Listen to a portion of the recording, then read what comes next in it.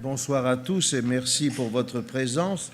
Je tiens à remercier la présidente de la CLIN, Isabelle Falck-Pierrotin, qui nous fait l'honneur de sa présence. Merci d'être venu jusqu'à Boulogne, Gilles Babinet et, bien sûr, le sociologue Dominique Cardon. Les conférences repères et perspectives ont lieu en gros tous les trimestres. Je remercie Karel Tarnier qui anime ce débat. À chaque fois, il y a un journaliste différent. C'est vraiment un grand cadeau que vous nous faites d'animer ce débat ce soir. Et nous avons, pour bien comprendre ou peut-être revenir sur cette conférence, nous avons les moyens de le faire par le biais de notre site où il y a des informations, où il y a un certain nombre de conférences qui seront données. Et qui ont été déjà donnés et qui sont sur des pitch vidéo que vous pouvez retrouver sur le site dont vous voyez ici l'adresse.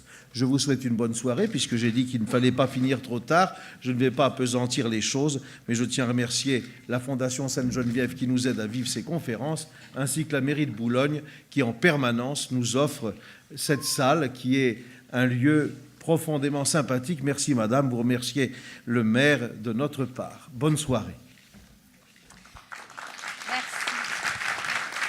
Merci. Merci, bonsoir à tous. Donc, vous le savez, le thème ce soir, c'est le vertige du big data. Ces méga données, en français, on va le dire une fois, qui sont stockées et utilisées par le secteur privé, mais aussi par les États à des fins très variées. Le big data, on va le voir, représente à la fois de grandes promesses, mais aussi d'énormes responsabilités, en premier lieu sur la question de la protection de la vie privée.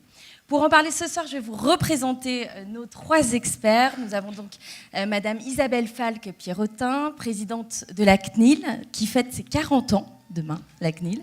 Vous êtes présidente aussi, pas vous, la CNIL. Et bon anniversaire à la CNIL.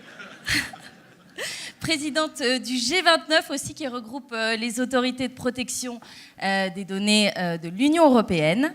Et depuis l'an dernier, vous êtes aussi présidente de la conférence mondiale qui réunit tous les ans 81 autorités de protection des données de la vie privée. Merci d'être là ce soir. Monsieur Dominique Cardon, vous êtes donc professeur de sociologie à Sciences Po, directeur du Media Lab, qui est le centre de recherche de Sciences Po dédié au Big Data, et vous êtes auteur, et vous avez publié notamment sur le sujet « À quoi rêvent les algorithmes ?» On va beaucoup en parler ce soir, des algorithmes. Et enfin, Gilles Babinet, bonsoir. Vous êtes digital champion de la France auprès de la communauté européenne, une sorte de défenseur du numérique, on peut dire ça. Vous êtes entrepreneur, vous avez fondé Captain Dash, qui était l'une des premières sociétés françaises à utiliser le potentiel des big data. Et on vous doit aussi de nombreux ouvrages sur le sujet. Le plus récent, Transformation digitale, l'avènement des plateformes.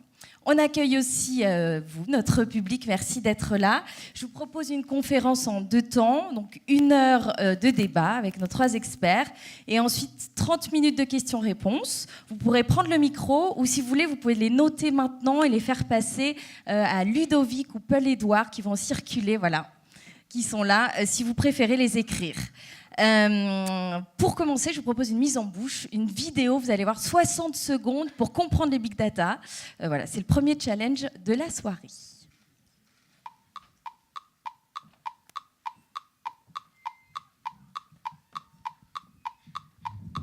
Le big data, ce n'est pas un nouveau pas de danse inventé par un lycéen fan de Daft Punk, non.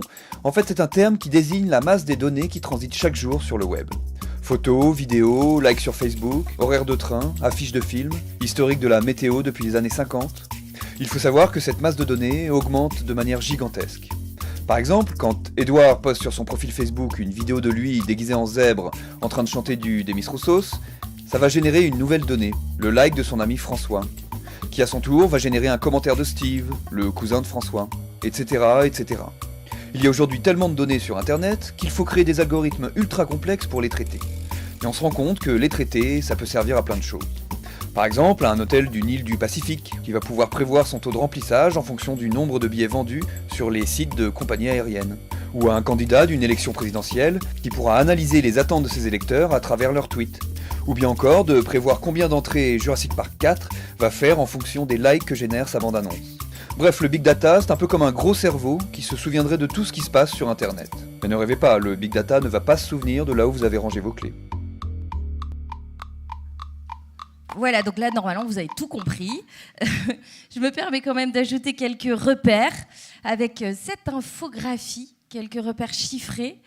Sachez que l'humanité... Elle va arriver. L'humanité n'a jamais généré autant d'informations. On parle d'explosion du volume d'informations numérisées. Voilà, 90% en fait, des données dans le monde ont été créées au cours des 2 dernières années. On crée chaque jour 2,5 trillions d'octets. Alors ça vous dit rien, c'est normal, mais imaginez chaque jour l'équivalent de 4 piles de disques Blu-ray hautes comme la Tour Eiffel, voilà, qu'on remplirait. Donc dans ces données, des données très variées, personnelles, bien sûr, nom, adresse, mail, âge, sexe, goûts musicaux, opinions politiques, mais pas seulement, on va le répéter, les big data, ce ne sont pas que des données personnelles, ce sont aussi des données publiques. L'État français, par exemple, met à disposition sur un site, datagouv.fr, des millions de données, des planches cadastrales de la France entière, aux indices de la qualité de l'air, en passant par l'ensemble des dépenses d'assurance maladie. Je vous conseille d'y faire un tour, c'est assez impressionnant. Aujourd'hui, donc, on a les capacités de stockage suffisantes pour accumuler ces montagnes d'infos et des outils plus performants qui permettent de leur donner de la valeur en les analysant. Ce sont les fameux algorithmes, des programmes de calcul informatique qui font parler ces données et l'intelligence artificielle qui est capable de prendre des décisions en exploitant les big data. Et c'est à vous, Gilles Babinet, que je voulais demander pour commencer des exemples justement concrets, sans parler du futur. Aujourd'hui, que fait-on avec des big data? À qui et à quoi ça sert? Bonjour, bonsoir, et merci d'avoir pris votre soirée pour débattre de ce sujet passionnant. Donc, l'exemple qui m'intéresse le plus et sur lequel qui m'a valu quand même d'acheter un billet d'avion pour aller à Shanghai, c'est le service de santé de Shanghai. L'histoire en soi est assez intéressante. Il y a eu, à partir de 2004, des risques très très substantiels de grippe aviaire, H5N1, entre autres, sur ce territoire, qui est le territoire le plus dense au monde. Vous avez sur un espace qui est moins grand que l'île de France, vous avez 60-70 millions de personnes qui vivent. Donc c'est évidemment, vous passez très vite de l'épidémie à la pandémie, et la pandémie, c'est ce qu'on ne contrôle plus. Et la chose que les autorités de santé ont décidé de faire, c'est de remonter au départ uniquement une information qui était la température des gens. Parce que c'est comme ça qu'on arrive à caractériser le départ d'une infection de ce virus.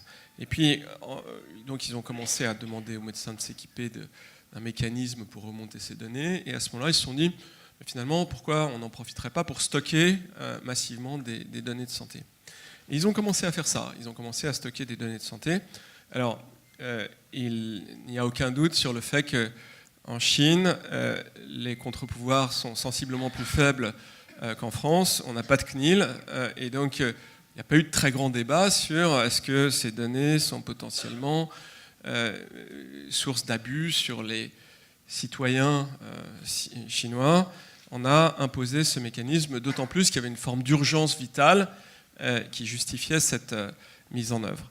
Et en fait, ce qui s'est passé très très vite, c'est qu'on a été capable, d'une part, de stocker les informations personnelles, ce qui a quand même beaucoup d'intérêt, parce que quand vous allez voir différents spécialistes, il y a un suivi du dossier médical, ce qu'on appelle le DMP en France.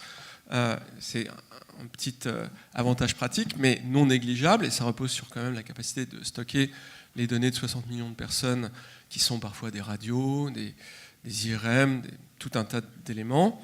Et puis, on a eu la faculté de Shanghai qui s'est mise à faire des traitements de données là-dessus, de l'épidémiologie moderne, et qui a commencé à sortir des choses tout à fait extraordinaires, et qui a été capable de faire des travaux prédictifs sur justement les grandes virus, pandémies, qui sont de nature pandémique, c'est-à-dire les grippes, les choses comme ça qui se renouvellent tous les ans, et puis qui a aussi caractérisé l'impact des polluants sur certaines populations, et on a commencé à redescendre vers les médecins des conseils en fonction de ce qu'on voyait dans les données. Et alors, il y a un travail qui ne sera pas publié par l'OCDE qui a été fait sur ce territoire, parce que il n'a pas été jugé, on n'a pas pu trouver de proxy pour pouvoir opposer ce travail à un autre, mais qui a montré qu'il y a eu une mutation très très forte. Moi j'ai discuté avec les gens qui ont travaillé sur cette étude, mutation très forte du système de santé. Vous êtes passé en gros d'un système qui est post-traumatique et chimique à un système qui est préventif et beaucoup plus personnalisé. C'est-à-dire que vous opposez la donnée personnelle à la donnée épidémiologique et vous pouvez voir les écarts qui se caractérisent, puis vous pouvez rentrer dans le détail en fonction du poids, de l'âge, du sexe, etc., etc. Donc ça, c'est pour moi l'exemple le plus puissant qui a été, dont j'ai connaissance. Ça leur permet quoi aujourd'hui, justement, concrètement ? Ils sont passés dans une autre forme de médecine. Je crois qu'on peut dire ça. Ils sont passés dans une médecine qui est beaucoup moins impactante, beaucoup moins traumatisante.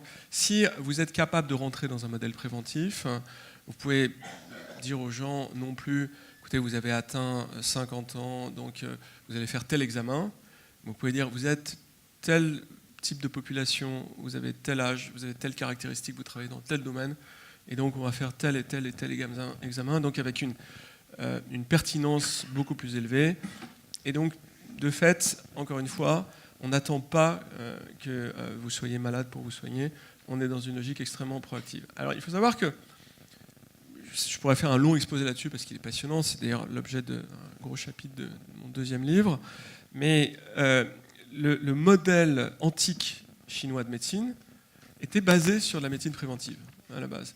Et ils n'ont jamais totalement perdu cette vision-là. Et quand la technologie est arrivée, assez naturellement, ils ont cherché à amplifier cette dynamique.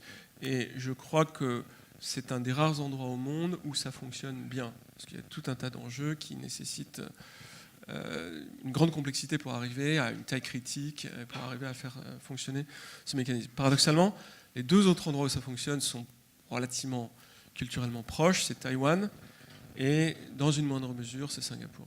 Est-ce qu'on peut revenir en France et peut-être sur des sujets plus basiques et se dire, aujourd'hui, les big data, ça donne quoi ? Comment ma banque, mon assurance utilise les données, des choses concrètes qui nous permettent de comprendre aujourd'hui les applications ? Alors, les cas en France sont, je crois, aujourd'hui plus réduits, mais un exemple que je pourrais vous donner, c'est qu'actuellement, il y a un travail qui est en cours à la SNCF pour repenser les horaires en les synchronisant plus. C'est-à-dire que vous savez que vous arrivez dans une gare, vous avez une correspondance, puis, manque de bol, le train vient de partir il y a 2 minutes, et on l'a fait partir il y a 2 minutes plus tôt parce que ça lui permet d'avoir la correspondance de tel autre train. Mais donc, il fallait choisir entre les deux. Donc, on essaye d'avoir une harmonisation de l'ensemble de ces horaires. C'est quelque chose qui est presque impossible à faire manuellement et qu'on peut faire avec des traitements de données multicorrélés. Et en plus, on peut faire du multimodal, c'est-à-dire qu'on peut mettre les bus là-dessus, la circulation, etc. etc.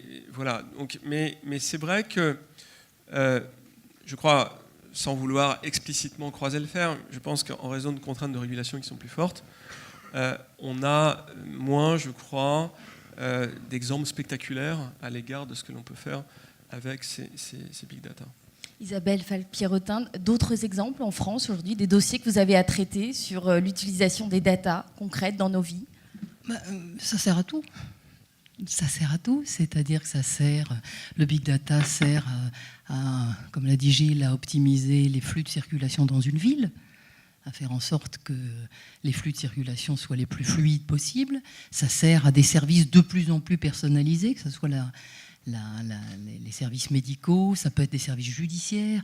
Je dirais, le big data, dans le fond, c'est l'idée qu'on va collecter le plus de données possible sur des individus, qu'on va les croiser et que ceci va permettre de personnaliser et de faire un service à la carte véritablement pour le dit individu.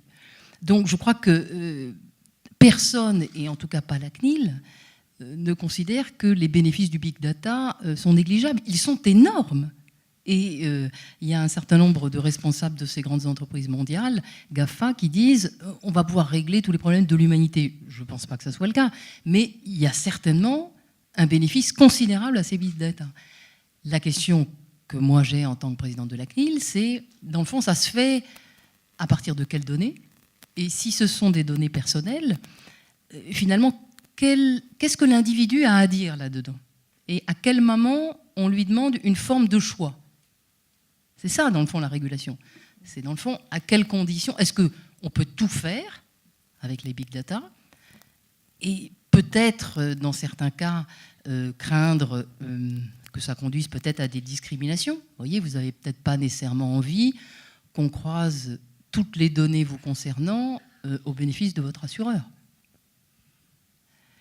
Et puis, il y a des questions qui sont des questions, je dirais, mais ça on va peut-être y venir dans un instant, qui sont peut-être plus politiques, c'est-à-dire on extrapole, je reprends l'exemple de l'assurance, la question des big data, et on dit, dans le fond, comme on est capable de plus en plus d'individualiser le risque, ben dans le fond, demain, qui est-ce qui voudra gérer les mauvais risques? Ça, c'est une question, dans le fond, de modèle social de l'assurance que l'on veut avoir, et en fait de pacte collectif. Donc, si vous voulez, la question des big data, c'est pas, la CNIL n'est pas pour ou contre les big data.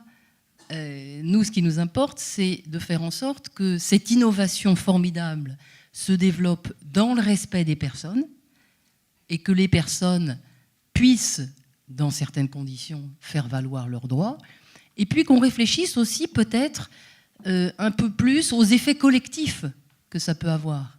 Vous voyez, aux effets collectifs, c'est-à-dire, je vous donne l'exemple de l'assurance, il y a un bénéfice individuel peut-être du big data d'avoir une cotation d'assurance plus intéressante, mais peut-être qu'il y a un effet collectif à moyen terme qui est la question de la mutualisation. Les big data ont été utilisés par des candidats politiques pour pousser le message politique le plus fin auprès des uns et des autres.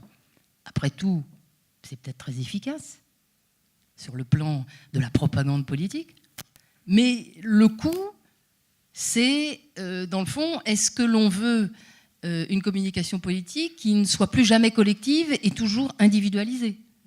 Vous voyez, donc en fait, derrière cette question des big data, au-delà de la question juridique de la protection des données personnelles, il y a des tas de questions liées, dans le fond, à des grands pactes sociaux qui sont sous-jacentes. On sent bien tout de suite l'ambivalence sur le sujet entre justement bénéfice-risque. On n'est pas pour ou contre, mais on sent bien, on perçoit les bénéfices, les avantages, les inconvénients. Vous, avec votre regard de chercheur, Dominique Cardon, la balance, elle pèse plutôt tout de suite côté bénéfice, côté risque? C'est compliqué, en fait, plutôt bénéfice. Mais ce qui est compliqué peut-être avec le terme big data pour un chercheur, c'est qu'on fait comme si c'était nouveau, alors que ce n'est pas nouveau, d'abord. Hein, c'est-à-dire des données. 40 ans, la CNIL, je oui, répète. 40 ans, la CNIL, mais le fait que nos sociétés se calculent, font des statistiques sur les populations, sur les crimes, sur les suicides, etc. C'est apparu à la fin au début du XVIIIe siècle. Et ça s'est lentement constitué. Donc il y a un appareil de mesures, et ces mesures, elles ont aidé la modernité à établir toute une série d'outils. Elles ont aidé aussi la science et la recherche à construire beaucoup de choses. Et c'est pour ça que moi, au début de ce débat, je voudrais vraiment redire ce que vous avez indiqué de façon très juste, c'est qu'il y a un débat sur les données personnelles, mais toutes les big data ne sont pas des données personnelles. Et pour la médecine, mais pour l'astrophysique et pour la bioinformatique, pour la météo, par exemple. La météo a fait des progrès considérables parce que mais ça a pris un siècle. On a mis des données dans l'atmosphère et dans l'océan, puis on a fait des modèles mathématiques qui ont fait des modèles océan-atmosphère, puis on les règle de mieux en mieux parce qu'on augmente le nombre de capteurs et on augmente la précision du calcul. C'est que de la big data. Alors, ce qui est sans doute nouveau avec big data, c'est que le numérique capture beaucoup, qui capture énormément, qui capture jusqu'à faire des chiffres qu'on ne sait même plus comprendre, hein, ceux qui sont ici. Un avion qui décolle, ça remplit un serveur de données.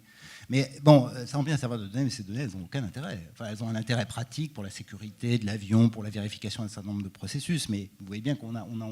Donc il y a dans cet amoncellement de données énormément de choses qui ne sont pas forcément traitables. Du coup, ce qui me semble-t-il est nouveau, mais on va en parler tout à l'heure, c'est la manière de les calculer.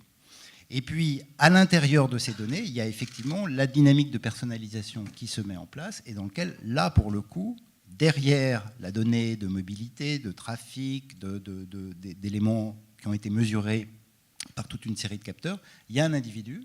Et il y a un individu, on ne sait pas s'il a consenti à être présent dans le calcul, dans les résultats du calcul, dans les effets du calcul. Et c'est un enjeu, là, sur la donnée personnelle dans la relation à Big Data. Je voulais revenir sur l'exemple concret, la santé, celui sur lequel vous avez ouvert, Gilles Babinet.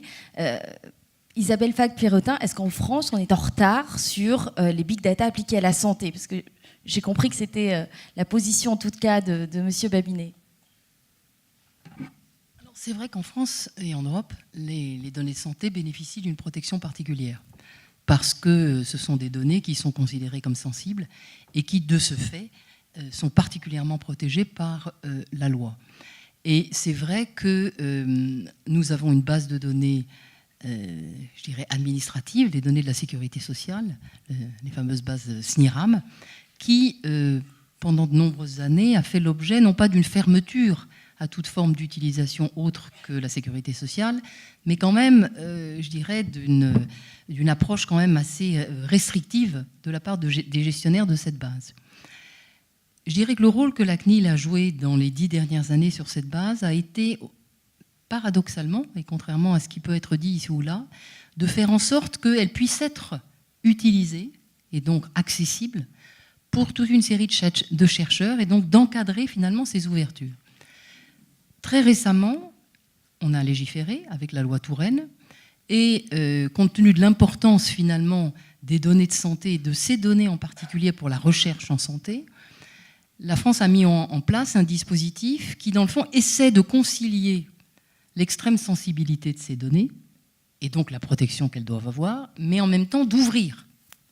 Et donc, il y a une nouvelle base de données qui a été mise en place, le SNDS, qui bénéficie en fait de possibilités d'accès de la part des chercheurs publics ou privés, à certaines conditions pour arriver à trouver justement un équilibre.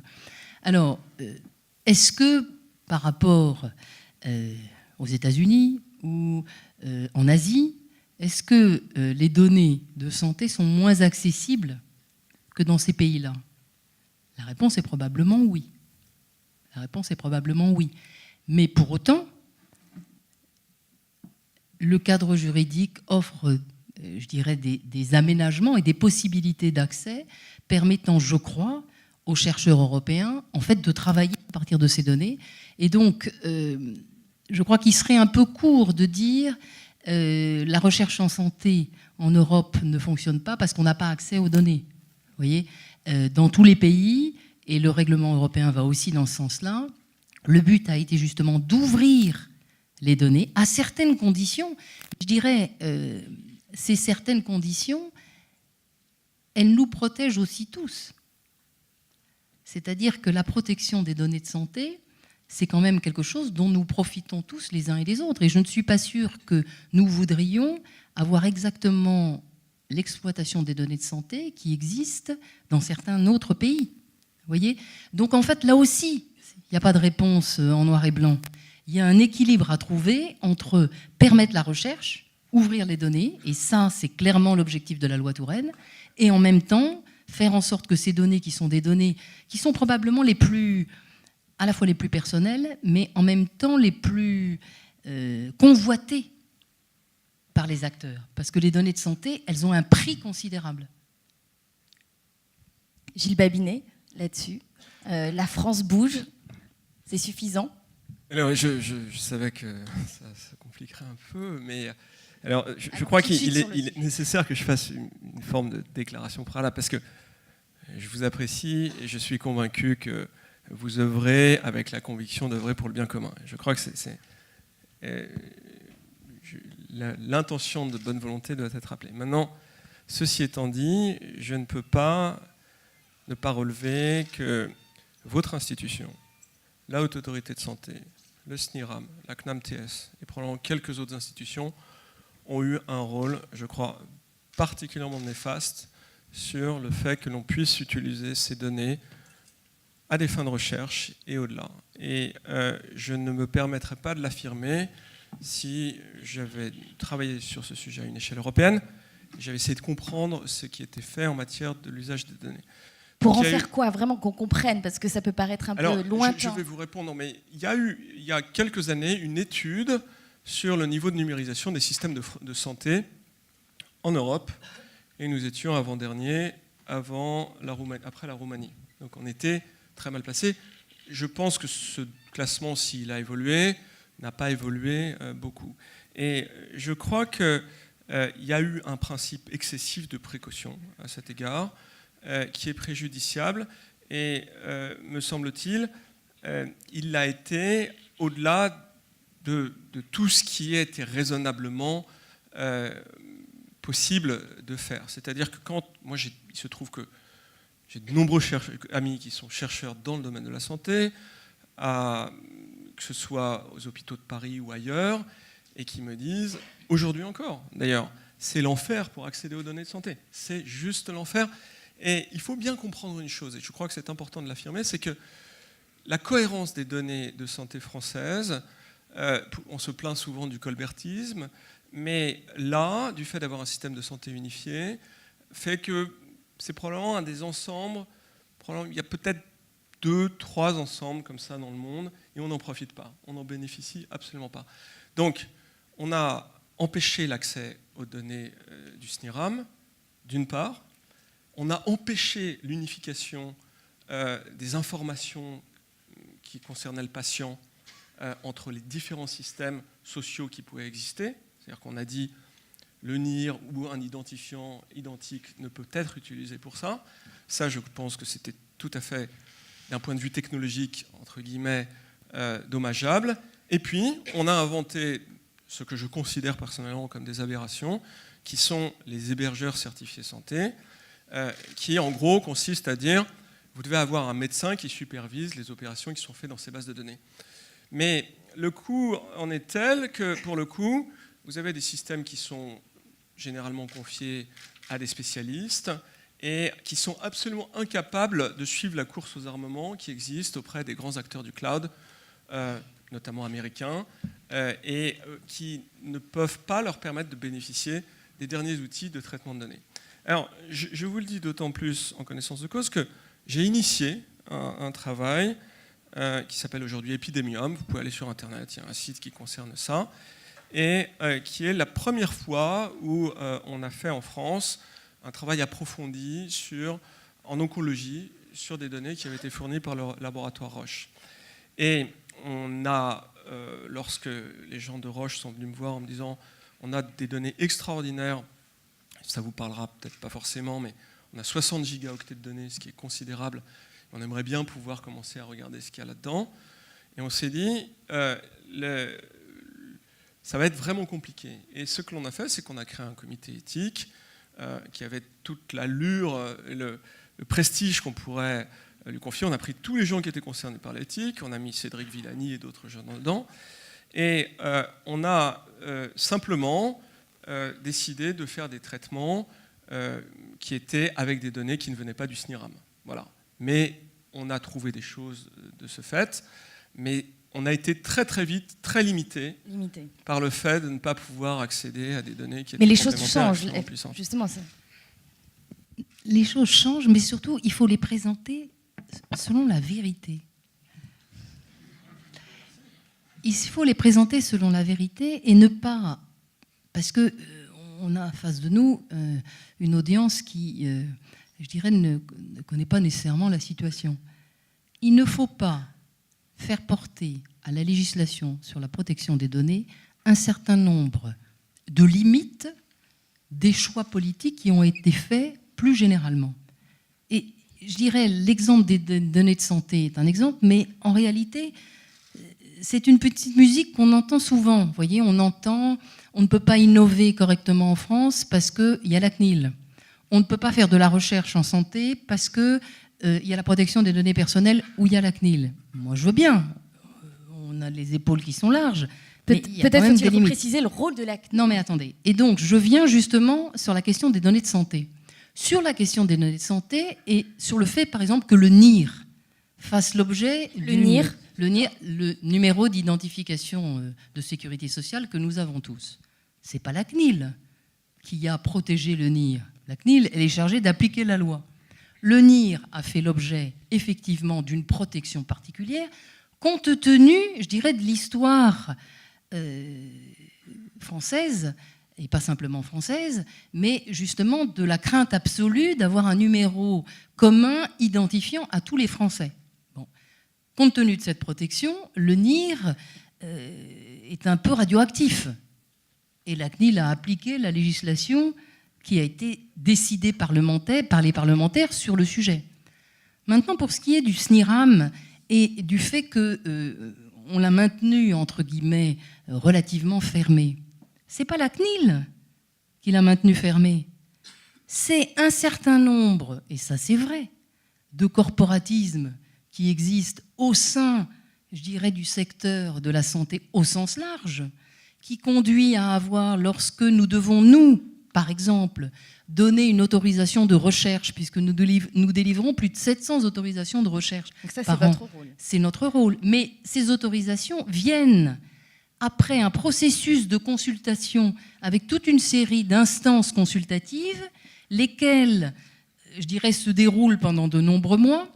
Et nous avons, comme nous sommes en bout de chaîne, des chercheurs qui nous disent « mais par votre faute, parce que c'est très long, nous ne pouvons pas mener correctement nos protocoles de recherche. » Et ils ont raison, c'est beaucoup trop long. Mais je m'excuse, ça n'est pas là aussi la faute de la CNIL. Bref, je ne voudrais pas faire un plaidoyer pro domo ce soir, parce que je trouve qu'il n'a pas lieu d'être, mais je crois qu'il faut faire attention quand même à ne pas tout mélanger.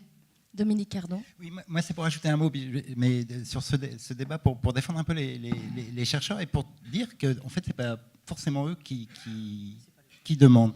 Hein. Et je vais prendre un autre exemple, qui est les gens de Facebook qui font l'intelligence artificielle. Il y a une partie du labo à Paris. C'est des chercheurs en intelligence artificielle. Ils appartiennent à une communauté scientifique internationale. Ils ne travaillent pas sur les données de Facebook. En fait, pour être un bon chercheur, se confronter à la communauté, ils ont des bases de données qui sont utilisées par toutes les équipes et les laboratoires de recherche du monde. Ils essayent d'augmenter la performance de traitements algorithmiques multiples et variés. Ils utilisent image.net pour l'image, mais ils n'utilisent pas les données de Facebook. Donc, je reviens à ce que je disais tout à l'heure. Pour faire de la bonne recherche, on n'a pas forcément besoin d'avoir ce moment de la donnée qui se connecte aux individus et à leurs personnes pour faire de la recherche en épidémio, en cancérologie. Enfin, il y a beaucoup d'endroits. C'est-à-dire qu'il y a plein de données disponibles. Il y a des données dans les communautés de recherche qui ont été complètement anonymisées, parce que la question n'est pas de connaître l'individu qui est derrière, la question est de trouver le pattern pertinent pour bien établir un symptôme de maladie et avoir des démarches préventives à leur égard ou trouver des traitements qui soient adaptés.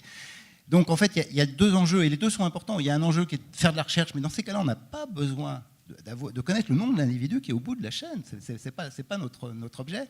Et puis, il y a toute une série de services très utiles et très importants que peut développer le marché, que peut développer l'État, dans lequel là, il va falloir retrouver les individus, parce qu'il va falloir leur envoyer un courrier pour leur dire vous devriez faire un examen médical parce que vous entrez dans une démarche préventive qui pourrait être utile. Mais c'est quand même deux démarches qui sont déconnectées, de travailler sur des données anonymisées ou bien des données personnelles. Isabelle Fac-Pierrotin, est-ce que vous pouvez revenir sur le rôle de la CNIL aujourd'hui ? Vous êtes là pour nous aider à défendre nos droits, à posséder nos données personnelles. Posséder ? Non. À conserver. Avoir des droits sur ces données, même si, justement, l'individu n'est pas propriétaire et détenteur des données dans tous les cas. On n'est pas propriétaire de nos données ? Non, on n'est pas propriétaire de ces données. En droit français et européen, la protection des données personnelles, c'est un droit fondamental.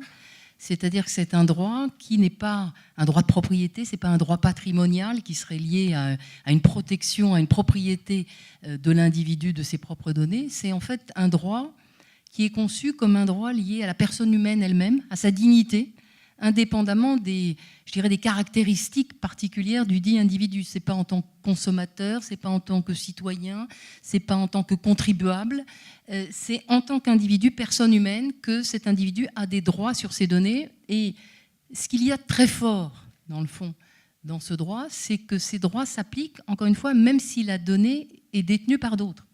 Et toute la discussion, par exemple, que nous avons avec les grands acteurs mondiaux type GAFA, c'est de leur dire... GAFA, donc Apple, Google, Amazon et Facebook.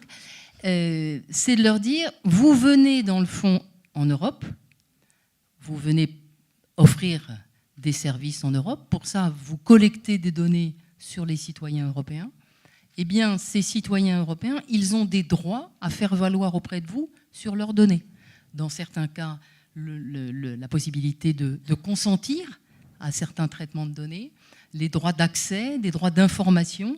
Et ça, si vous voulez, c'est Je crois que c'est une des caractéristiques de notre système juridique, et ce sont des caractéristiques, dans le fond, très puissantes, parce que même si on n'est pas propriétaire des données, en fait, on a la possibilité d'exprimer ces droits. C'est le consentement, c'est ça qui C'est le consentement, c'est l'accès, c'est l'information. Le consentement n'est qu'un des droits, enfin, ou une des possibilités de l'individu. C'est tout un ensemble de droits qui sont reconnus à l'individu par rapport à celui qui traite les données de cet individu.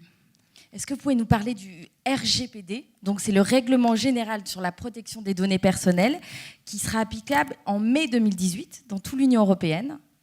Alors en fait, ce RGPD, ce vocable un petit peu biscornu, c'est le nouveau cadre juridique européen qui remplace la directive de 1995, qui était donc le cadre juridique commun. Alors quel est l'intérêt de ce RGPD? C'est dans le fond de dire d'abord, on va créer un marché européen de la donnée. Dans tous les pays européens, le droit sera le même. Il n'y aura pas une loi française, espagnole, italienne, etc. C'est une loi européenne pour tout le monde. Deuxième idée, nous sommes capables, nous, Européens, de moderniser notre cadre juridique et notamment de répondre à ce besoin de circulation accrue de la donnée, d'innovation avec la donnée, tout en restant fidèles à nos principes fondamentaux. Et ça, c'est un message extrêmement fort, parce que c'est un message qui répond aux demandes de garantie fortes qui sont exprimées par les consommateurs européens en termes justement de maîtrise de leurs données. Et donc le cadre juridique européen, en fait, reconnaît de nouveaux droits aux personnes, justement renforce l'obligation de consentement, reconnaît un nouveau droit, par exemple la portabilité. La portabilité, c'est le droit à la portabilité. C'est le droit, dans le fond, de demander à un réseau social ou un vendeur électronique auprès duquel vous avez fourni toute une série de données, eh bien, c'est le droit de récupérer toutes ces données dans un format qui va vous permettre, le cas échéant, soit de garder ces données, soit de les porter auprès de quelqu'un d'autre. Donc ça... Pour faire quoi? Pour, le cas échéant, se faire offrir un service à des conditions plus intéressantes. Vous voyez, je suis capable de récupérer auprès d'un grand supermarché tous les achats que j'ai faits sur l'année. Mmh. Ces achats vont être ensuite rangés par catégorie de produits. Donc, quelque part, va se dessiner un profil de consommation. Je peux les récupérer dans un format qui va peut-être intéresser un autre offreur de services de cette nature qui va me consentir peut-être des réductions plus importantes. D'accord. Donc la deuxième idée du règlement européen, c'est on va rééquilibrer la relation qui est aujourd'hui un peu asymétrique entre les individus auprès desquels on collecte les données et les gens qui traitent les données.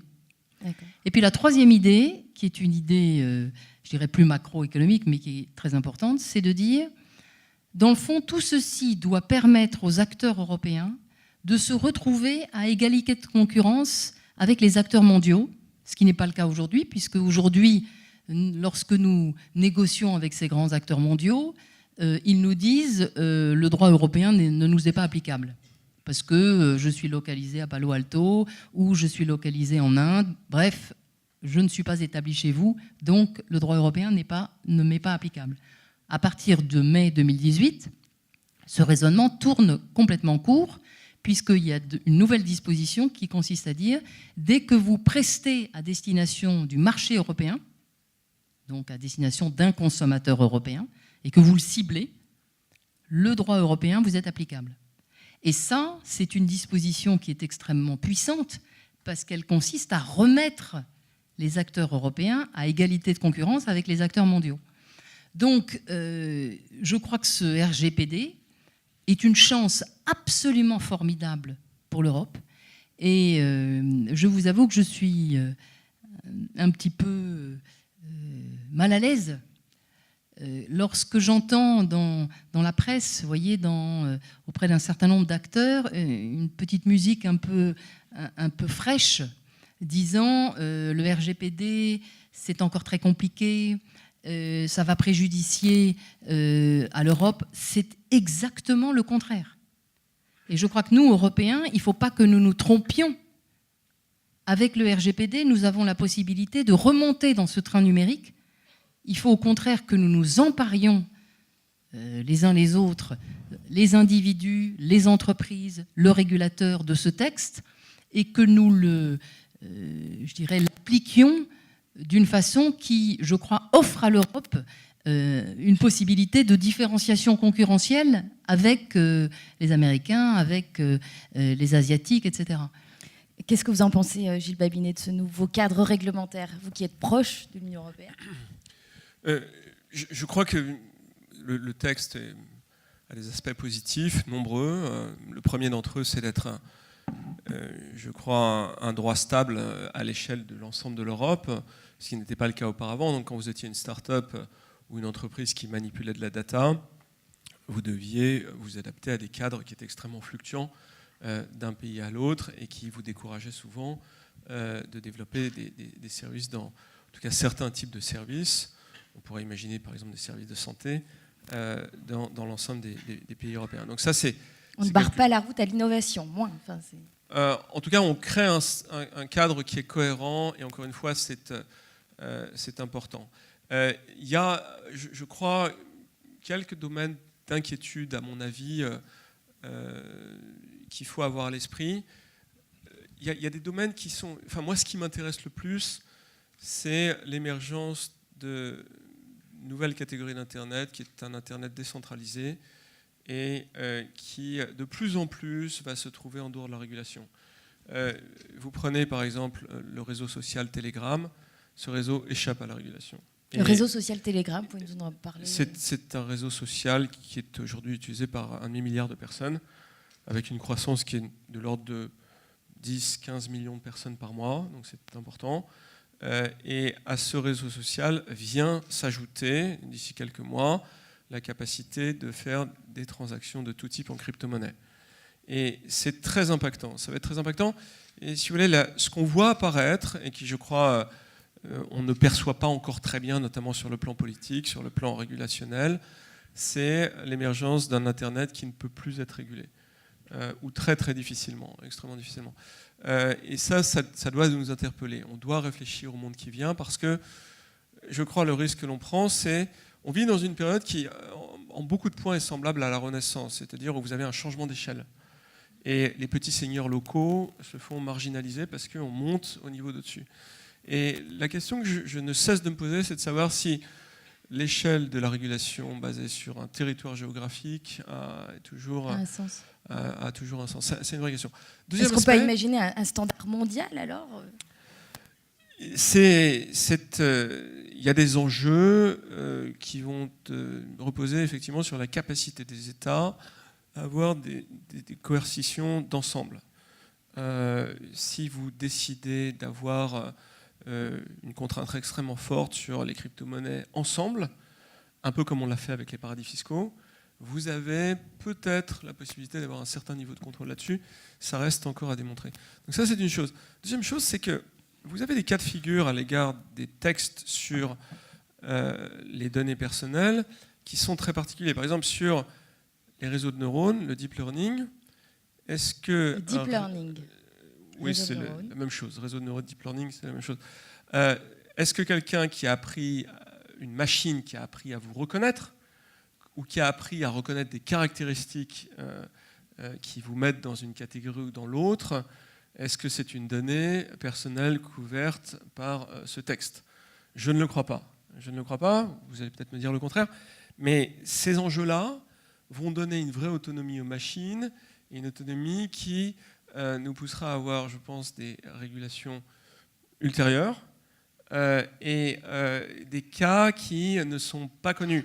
D'ailleurs, moi j'ai beaucoup milité pour le fait d'avoir une réflexion qui soit ex ante, en étant dans mon rôle, puisqu'effectivement, moi j'ai un passé qui est plus un passé d'entrepreneur, vous avez probablement un passé qui est plus un passé de juriste, et donc chacun d'entre nous est dans son rôle, mais je crois que ce qui doit nous pousser à avoir considération précautionneuse, c'est le fait que la technologie est une technologie de plus en plus de rupture et qu'on doit, je crois, comprendre au travers d'une expérimentation avec ses risques, avec ses périls, avec les problèmes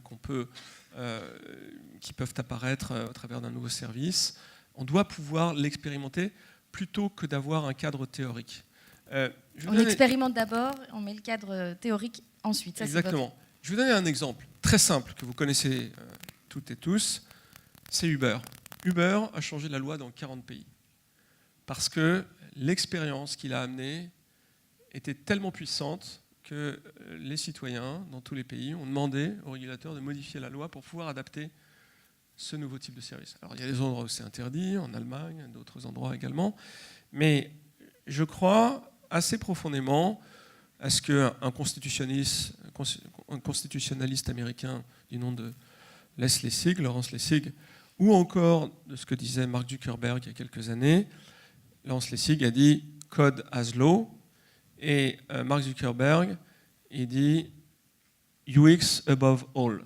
Il dit « l'expérience est au-dessus de tout ». Et c'est lui qui d'ailleurs citait le cadre de Uber en disant que finalement, une expérience aboutie, elle est au-delà de la théorie, du concept qui est porté par la loi. Et je crois, encore une fois, on s'entend très bien quand on se rend comme ça, mais c'est ce qui nous oppose, fondamentalement. Je pense que dans les périodes d'accélération de l'histoire, on doit envisager la norme d'une façon très très différente. Y compris votre point de vue, expérimenter, prendre des risques avant de réglementer. En gros, c'est ça. Juste une notion inhérente au big data, c'est les données personnelles, la protection de la vie privée. Dominique Cardon, est-ce qu'aujourd'hui, dans notre société numérique, la vie privée, ça reste un enjeu primordial ou c'est une notion dépassée ?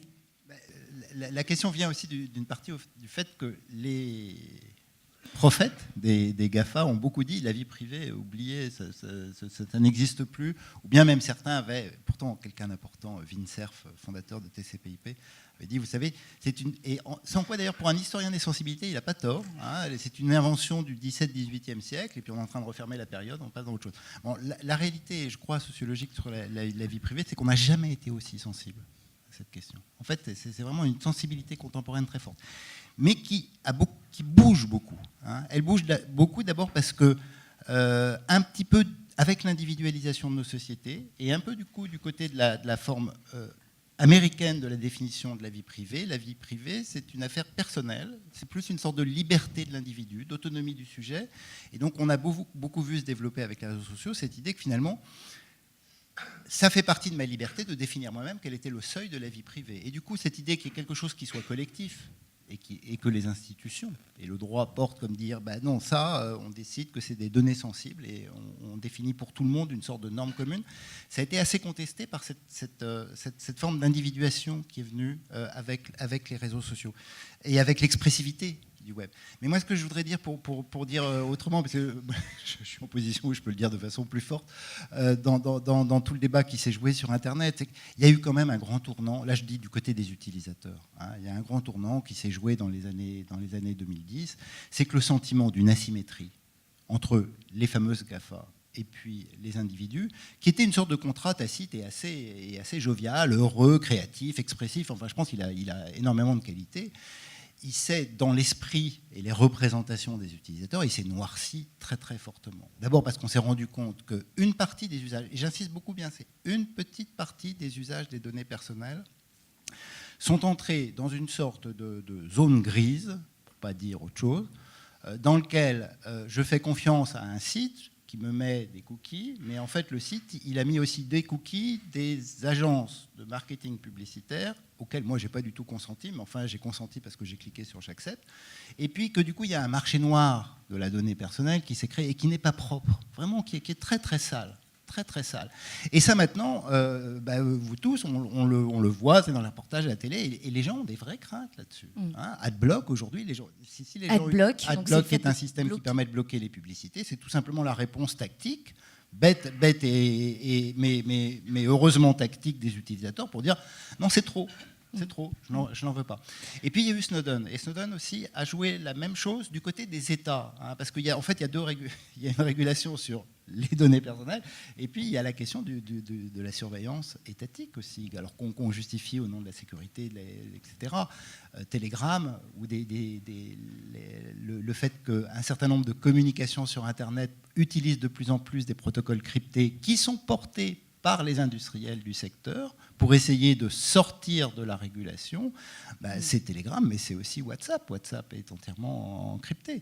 Hein. Et donc ça, c'est la réponse du marché au fait que, et là c'est plutôt lié aux affaires de surveillance, hein, qu'il y a des surveillances étatiques qui ont lieu et que du coup, effectivement, comme le dit Gilles, ça a toujours été l'histoire du numérique, c'est que les pratiques, les innovateurs ils courent devant la régulation, le droit, etc. Ils disruptent, comme ils disent, ils poussent des murs, et puis ensuite, après, il y a quelque chose qui revient réguler le secteur. Et c'est parfois, de temps en temps, moi je suis assez favorable à la régulation, parce que c'est quand même un moment où on remet en question des choix politiques et collectifs face à des comportements qui s'individualisent souvent de façon assez bénéfique et heureuse, mais qui peuvent aussi porter des enjeux collectifs qui n'ont pas été réfléchis, qui n'ont pas fait l'objet de débats politiques, et qui, tout d'un coup, on s'en rend compte 5 ans après, comme avec Snowden ou comme avec les usages marketing de personnaliser des données personnelles, en fait, on ne désirait pas.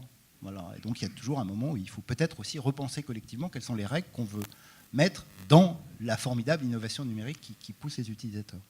Je vous propose de regarder ce sondage sur les big data. À qui les Français, justement, font-ils confiance?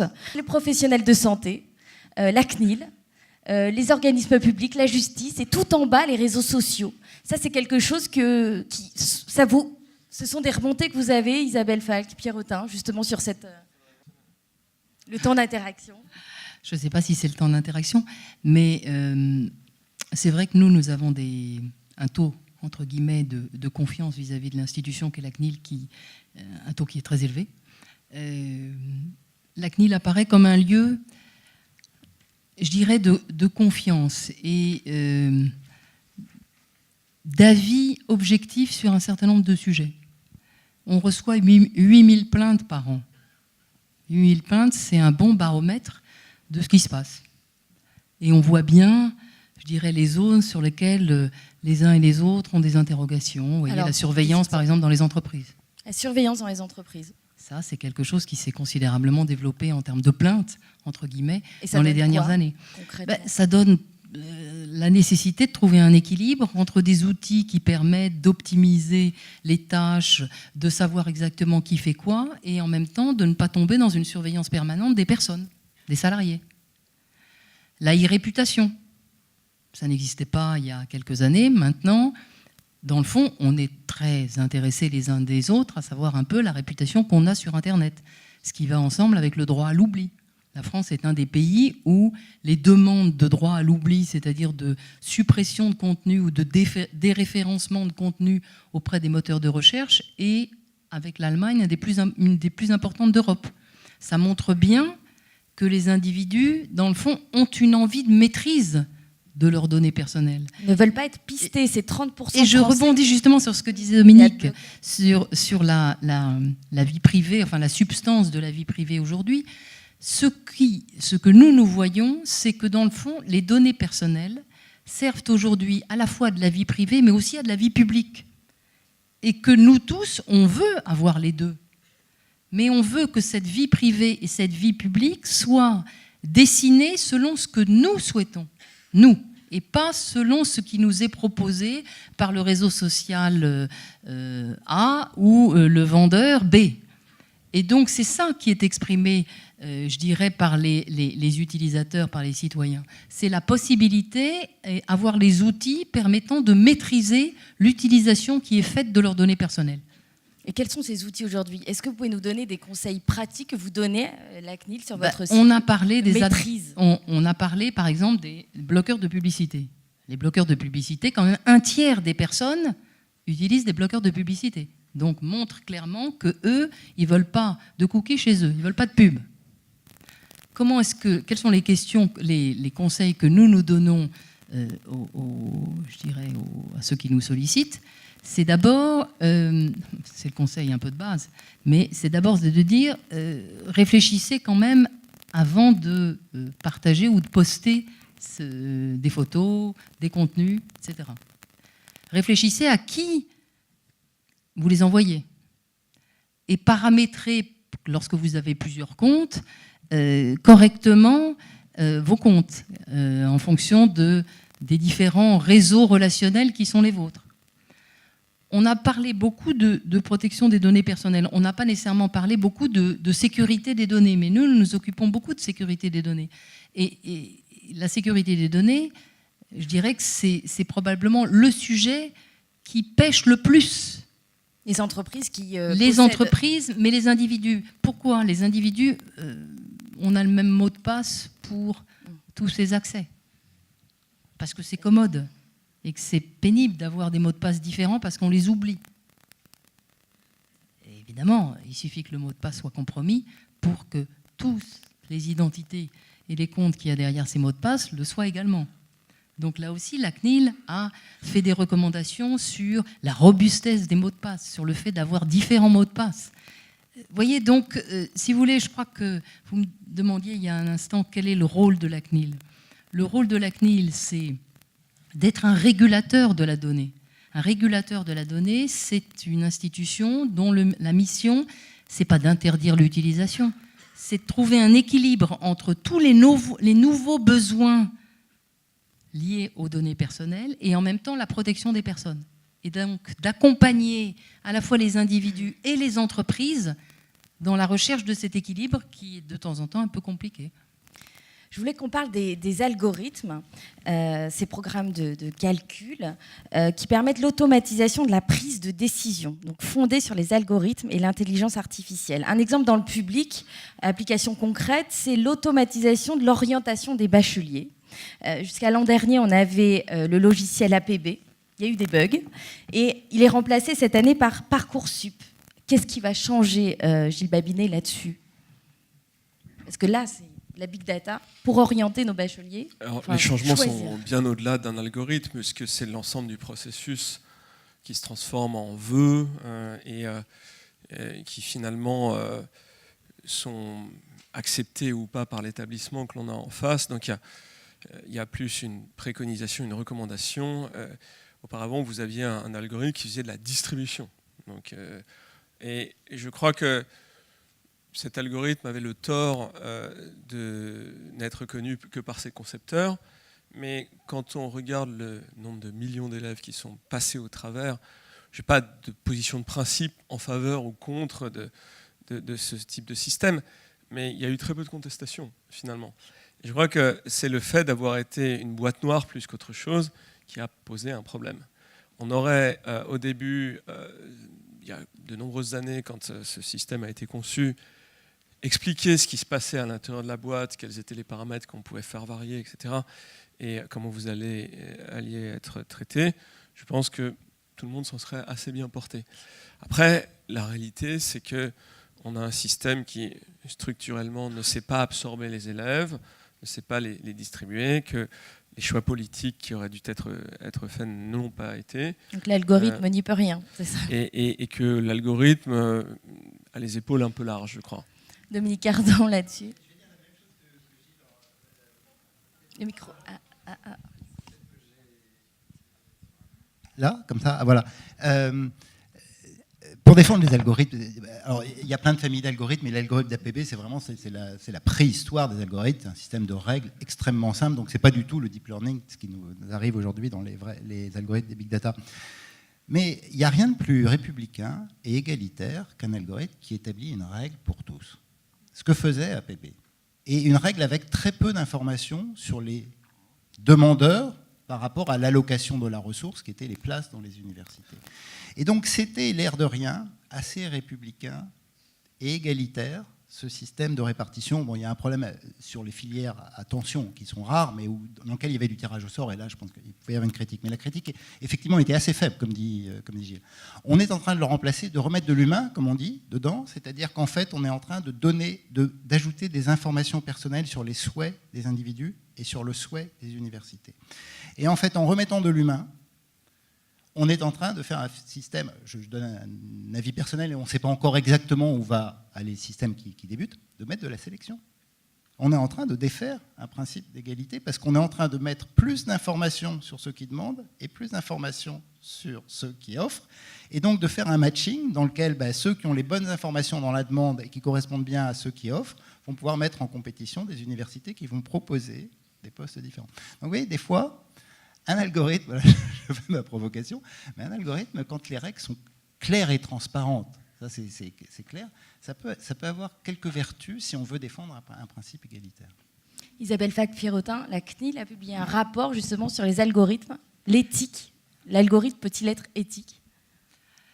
Sur APB, la CNIL a mis en demeure le ministère de l'Éducation nationale de stopper APB. Pourquoi? Pas à cause d'APB, parce que d'une certaine manière, l'algorithme, comme dit Dominique, c'est un algorithme déterministe qui applique en fait des règles légales. Donc il est très basique, cet algorithme. Mais parce qu'en réalité, il y a une disposition de la loi française, qui maintenant est une disposition du règlement européen, qui consiste à dire vous ne pouvez pas faire l'objet d'une décision qui soit prise, qui a des effets sur vous, qui soit prise exclusivement sur le fondement d'un algorithme. C'est peut-être aberrant, mais c'est dans la loi. Donc l'idée, en fait, c'est pas de rendre impossible l'utilisation des algorithmes. Ça, je dirais, personne ne le voudrait. Et on voit bien que les algorithmes permettent effectivement, dans certains cas, d'objectiver la prise de décision. Et donc, ils sont très utiles. L'idée, c'est de dire, il ne peut pas y avoir une sorte de boîte noire en face de laquelle, finalement, vous n'avez aucun recours. On doit vous dire, d'abord, qu'il y a un algorithme, ce qui n'était pas le cas d'APB. 2, on doit vous dire comment fonctionne l'algorithme, ce qui n'était pas le cas de l'APB. Et 3, vous devez avoir une possibilité, soit au cas par cas, soit de façon collective, ça c'est à regarder, quelque part d'avoir un recours. Donc on ne peut pas simplement mettre un individu face à une machine. Parce que dans le fond, cet individu, il est en droit d'avoir une décision qui, à un moment ou à un autre, fait intervenir de l'humain. En gros, c'est ça l'esprit de la loi, et c'est ça le dispositif qui d'ailleurs est dans le règlement européen, qui a été repris dans le règlement européen. Gilles Babinet, un individu face à une machine, pour vous, c'est pas... Je vais contester mon calculateur d'impôt. Je pense que je vais commencer par ça. Algorithme aussi, là? C'est un algorithme. C'est un très bon exemple. Le calculateur d'impôt, c'est un algorithme déterministe qui applique, je dirais, des règles qui sont connues de tous, mais en tant que contribuable, face au calcul qui est fait par l'algorithme, vous pouvez dire, attendez, là, il me semble qu'il y a probablement une erreur, ou là, je ne crois pas que ça soit exactement comme ça que les choses doivent être prises. Et, on peut contester, on peut contester, on peut demander une explication. Alors peut-être qu'on vous dira la même chose, mais en tout cas, on vous donnera une explication, ce qui est quand même le minimum. Oui, ça c'est le cas. Avec les réserves que vous ajoutez, je comprends, ça fonctionne. De dire qu'on ne peut pas être soumis à un algorithme, on l'est toute la journée. La température de la salle, elle est réglée peut-être par un algorithme derrière le thermostat, etc. Donc on ne cesse d'être sous le joug des algorithmes, et c'est généralement pour notre plus grand bien. Donc je crois que, oui. Mais là, on ne parle pas de température, on parle d'orientation. Oui, mais si je mets la température à 60 degrés, vous serez sans doute moins à l'aise que vous ne l'êtes là maintenant. Donc, heureusement, vous avez sans doute un droit de contestation auprès des gens qui gèrent cette salle. Mais ce que je veux dire, c'est que les algorithmes vont être absolument partout. Donc, oui, évidemment, on a par définition... Je pense que ce droit de contestation, il a quand même beaucoup existé dans beaucoup de domaines. Dans certains, il n'existe sans doute pas. Enfin, maintenant, il existe de par la loi. Mais le premier d'entre eux, c'est, on va dire, une sorte d'acceptation tacite. C'est-à-dire que quand vous êtes face à un réseau social, vous savez très bien que il y a de l'intelligence artificielle partout, qui trie vos photos, qui vous met en relation avec vos amis que vous n'avez pas encore, etc. etc. Bon, tout ça, c'est le fait d'algorithmes extrêmement puissants, et vous le faites parce que c'est agréable. Voilà. Après, vous avez tous les abus qu'on a évoqués et qui sont évidemment très problématiques, mais je pense qu'on est aujourd'hui en train de rentrer dans une ère qui est massivement faite d'algorithmes Et je crois que c'est un fait absolument incontestable. Alors là-dessus, justement, les algorithmes des GAFA sur Facebook, on sait qu'effectivement, on nous suggère des relations en fonction de notre géolocalisation. Par exemple, Amazon, Apple vont nous suggérer des livres, des albums en fonction de nos achats précédents. Dominique Cardon, est-ce que ça peut nous enfermer dans des bulles sociales et culturelles? Oui, là, il faut expliquer un tout petit peu, parce que là on a parlé, APB était, c'est pour ça que j'ai dit préhistorique, c'est un algorithme où on met des règles et puis on dit tu te comportes comme ça. Donc un fonctionnaire qu'on a mis au carré, il applique l'algorithme. Voilà. Les nouveaux algorithmes, ils ne fonctionnent plus du tout de la même façon. Voilà. Ils ne fonctionnent plus du tout de la même façon, c'est-à-dire qu'on met de moins en moins de règles dedans, mais ils fabriquent les règles à partir des données qui rentrent dedans. Donc le modèle de calcul est un modèle qui est produit par les données qui ont été rentrées. Et ça, c'est absolument nouveau, ce qu'on appelle les techniques d'apprentissage. On dit intelligence artificielle, on ne sait pas trop pourquoi, enfin si, je sais pourquoi, mais en fait, on devrait dire méthodes d'apprentissage qui sont mises en place. Donc ça veut dire que le système calcule à partir des traces de nos comportements pour faire un modèle pour nous, pas pour Isabelle ou pour Gilles, mais pour moi.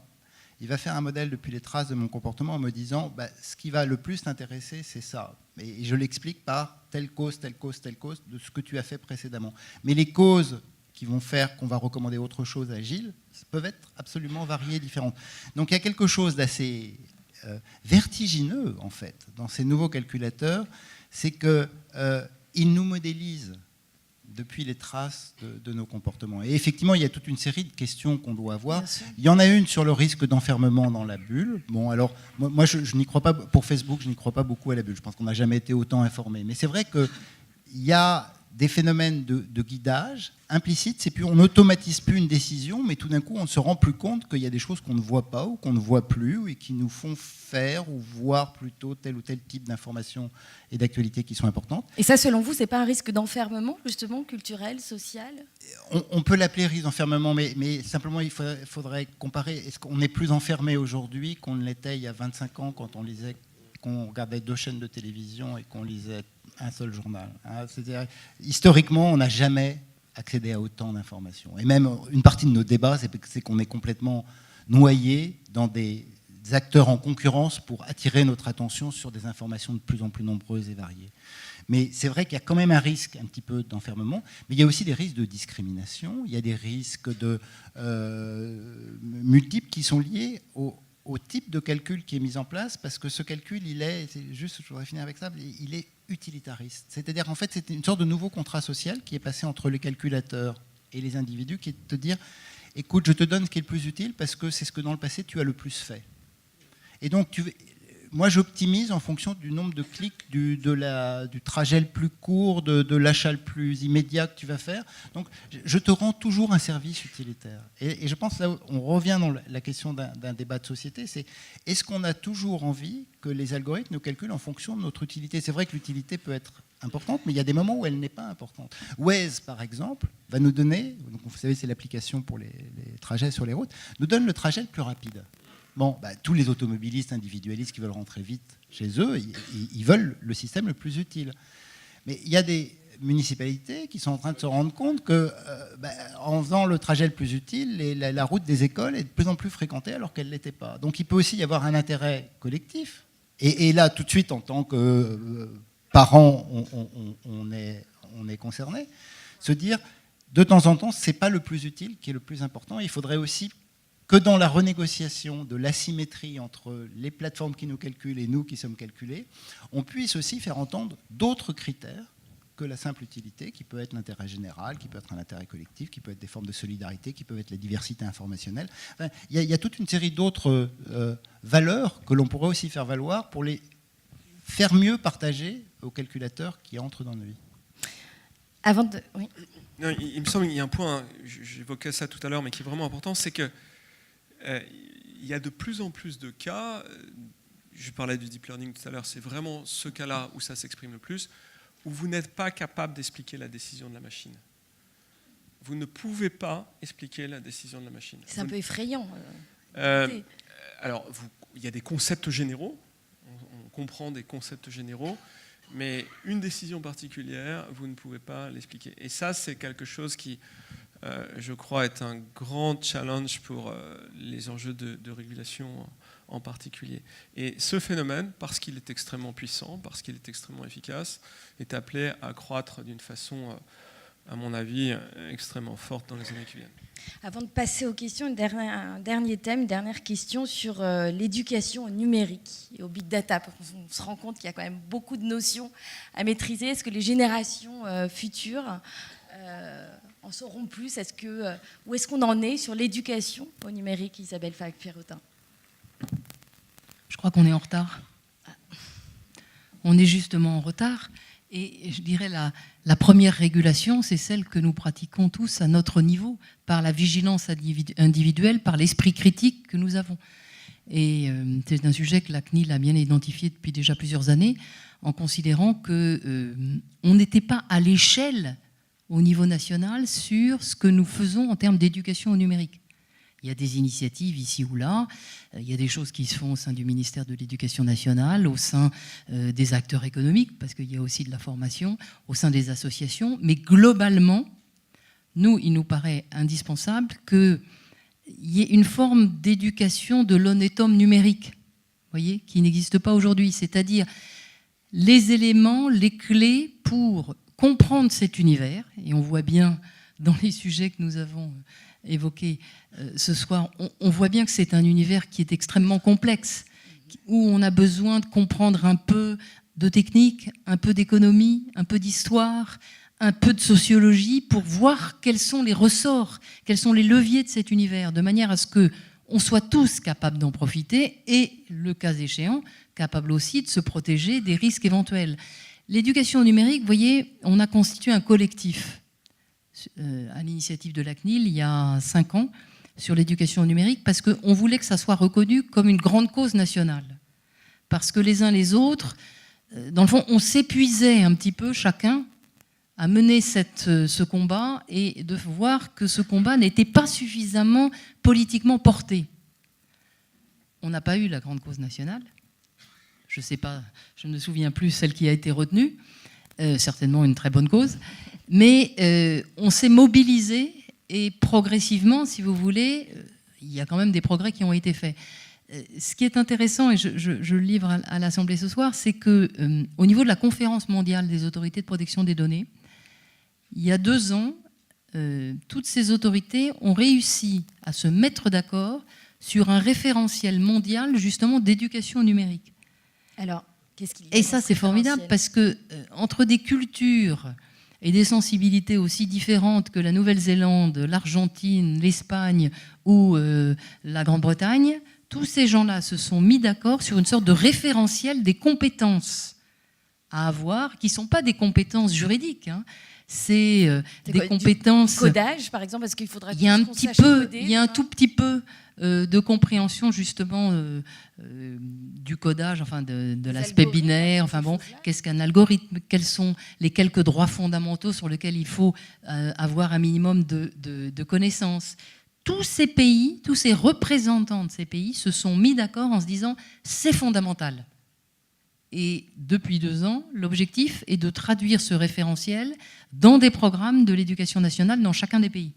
Et je dirais que la France, là, pour le coup, est assez à la manœuvre, puisque ce référentiel commence à être décliné au sein de programmes scolaires. Donc, je tempère un petit peu ce que je disais, on est en retard, mais on essaye de se rattraper. Très bien. Je vous remercie, le temps passe très vite. On peut peut-être passer aux questions. Je ne sais pas s'il y a déjà eu des questions écrites ou si un micro peut circuler, n'hésitez pas. Lancez-vous. Il y a plein de thèmes qu'on n'a pas pu aborder. Madame, par ici, ou monsieur, voilà. Nous respectons beaucoup la CNIL, les professionnels de santé, et on leur fait confiance. Paradoxalement, on est infiniment plus toute la journée à utiliser les grands acteurs. Ça pose une vraie question d'éducation, de compréhension des enjeux. Est-ce que ça ne pose pas aussi une question un peu autre? Est-ce qu'au fond, cette question de la confiance en est une pour beaucoup de gens? C'est un un sujet très connu, mais de la CNIL aussi. On appelle ça le paradoxe de la vie privée. C'est-à-dire que, alors c'est vrai que c'est une ambivalence qui est très contemporaine dans nos sociétés, qui, je pense, nous concerne tous. C'est qu'on a des représentations qui sont en désaccord avec nos pratiques. Et donc sur la vie privée, on a ça tout le temps. C'est-à-dire que les gens ont vraiment peur. Ils disent il faut se méfier, il faut faire attention, c'est pas bien, le marketing vient me cibler, etc., etc. Ils le disent tout le temps. Donc ça, on a ça en tête. Et juste après l'avoir dit à l'enquêteur, qu'est-ce qu'ils font? Ils vont sur Facebook et disent ah, je viens de rencontrer un enquêteur. Voilà. Donc, en fait, ce qui est assez typique de la situation et qui, à mon avis, est lié au complexe, enfin, à la configuration utilitariste dans laquelle nous sommes pris. C'est-à-dire qu'évidemment, ces services nous offrent plein d'expériences passionnantes, enrichissantes, etc., etc. Et donc, dans nos pratiques, ils ont accroché dans nos vies, dans nos relations professionnelles, dans nos relations familiales, amicales, sentimentales, etc. Ils sont constamment là et on y passe beaucoup de temps. Ça n'empêche pas que le climat, moi que j'indiquais tout à l'heure au tournant 2010, de 2012, le climat de méfiance du côté des représentations soit très fort. Alors on peut vivre dans un monde où on est complètement schizophrène, dans lequel on fait un truc dont on pense le plus grand mal, mais il y a un moment où il y a une tension quand même qui devient très très forte, et je crois que Adblock en est un exemple, et il y a des transformations sensibles dans les usages. Moi je suis les réseaux sociaux depuis très longtemps. Le travail d'éducation, de transformation, finalement de domestication et certaine manière où on a apprivoisé ses propres pratiques fait qu'on ne raconte plus la même chose. Mais les jeunes sont pas du tout naïfs dans leur comportement sur les réseaux sociaux. Non, pas tous, mais on sent très très bien qu'il y a un travail de nos sociétés où entre des représentations critiques et des pratiques qui nous apportent des bénéfices, il y a un travail d'une certaine manière un petit peu autodidacte, un petit peu comme ça, où la société se façonne elle-même et transforme ses usages en fonction des craintes qui lui sont données. Juste un mot sur l'éducation, parce que c'est aussi un point sensible, c'est qu'évidemment, l'éducation au numérique fabrique des représentations. On a vraiment besoin de ne pas construire toutes les représentations de l'éducation au numérique sur la peur. Et ça a souvent été pensé comme ça, c'est-à-dire, oui, il faut absolument éduquer les jeunes au numérique, donc on va leur envoyer des policiers pour leur dire faites gaffe, c'est dangereux, il peut arriver, puis ils racontent des cas qui sont terribles, et qui sont absolument terribles. L'éducation numérique, c'est aussi d'apprendre à avoir une pratique heureuse, et du coup, c'est aussi, moi je crois, d'en faire, c'est-à-dire d'entrer un peu dans la fabrication, le code et ces choses-là. Et vous êtes assez optimiste sur justement la transformation des usages. Les jeunes générations, selon vous, sont beaucoup plus... Vous voyez, donc il y a bien cette boucle qui se met en place. Alors cette boucle, elle peut aussi créer des situations qui sont parfois très très problématiques, mais globalement, nos sociétés sont dans des phases d'apprentissage extrêmement fortes. Les pages Facebook, en 2007-2008, elles étaient complètement ouvertes. Elles étaient très très ouvertes. Bon, maintenant, elles sont toutes fermées. Avoir une page Facebook ouverte, sauf quand on est marque, célébrité, je ne sais quoi. Mais bon, on a appris ça. Voilà.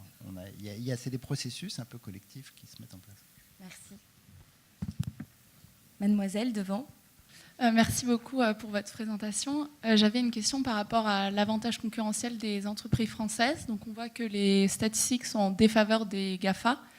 Mais qu'est-ce qui va se passer quand les GAFA seront conformes à la nouvelle législation du RGPD et que elles qui sont déjà très avancées au niveau de l'exploitation des données et la prédiction, etc., comment est-ce que des groupes comme La Poste ou Monoprix qui capitalisent énormément sur la confiance de leurs clients, comment elles vont pouvoir se démarquer?